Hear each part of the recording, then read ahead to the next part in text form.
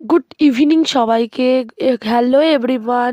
তো বিকালবেলাতে দেখো এত পরিমাণ কুয়াশা চলে এসেছে, মনে হচ্ছে যে সকালবেলায় উঠেছি, কিন্তু আসলে এটা সকাল না, এটা বিকাল।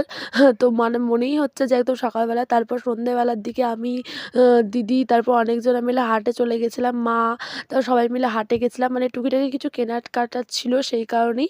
তো আমাদের এই হাটটা না চটখণ্ডই মানে এই কদিন, এই মাস হচ্ছে বসছে। আগে যখন আমার বিয়ের সময় বসতো না, তো এই কদিন আগেই বসা স্টার্ট করেছে। আর অনেক কিছু মানে শীতের সমস্ত সাজ থেকে সমস্ত কিছু পাওয়া যায়। তো আমরা হাট থেকে কেনাকাটাটা একটু কমই করি, কিন্তু হাটের জিনিস ভালো হয় না বলে, কিন্তু আমার তো দেখে খুব ভালো লাগে, কিন্তু কোয়ালিটি প্রচণ্ড খারাপ হয় জানি তো। হ্যাঁ, অনেক অনেক জিনিস আছে, কী বলতো, যে হাটের জিনিসই বেশি পছন্দ আমার তো।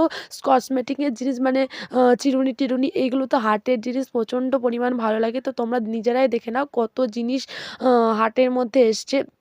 তো এটাকে হাট বলা চলে না, এটাকে মেলাই বলা চলে।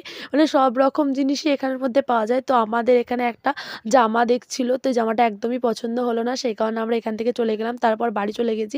বাড়িতে গিয়ে ওখানে আর কিছু খাওয়া দাওয়া হয়নি, যেহেতু বিয়েবাড়ি ছিল তোমরা সবাই জানো, তো বিয়েবাড়িতে এটা ওটা খেয়েছি, সেই কারণে আর কিছু খাওয়ানি। তো সন্ধ্যাবেলা আর কিছু খাইনি। তো রাতের বেলা দেখো সবার জন্য একটা করে ডিম টোস্ট করে নিয়েছিলাম, তো ডিম টোস্ট খেয়েই শুয়ে পড়বো, এটাই ভেবে নিয়েছি।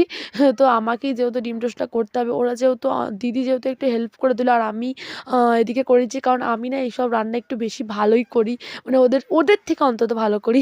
ঠিক আছে, মানে আমি মজা করলাম, সবাই খুব ভালো করে, আমি এমনি জাস্ট মজা করে বললাম, তোমরা কেউ কিছু মনে করো না। আমাকে সবাই অনেক হেল্প করেছিল, দিদি, তারপর আমার নিজের বোন, সবাই অনেক কিছু হেল্প করেছিল, কেটে কুটে দিচ্ছে। তো ব্লগটা এইটুকুনি, বাই বাই, দেখা হচ্ছে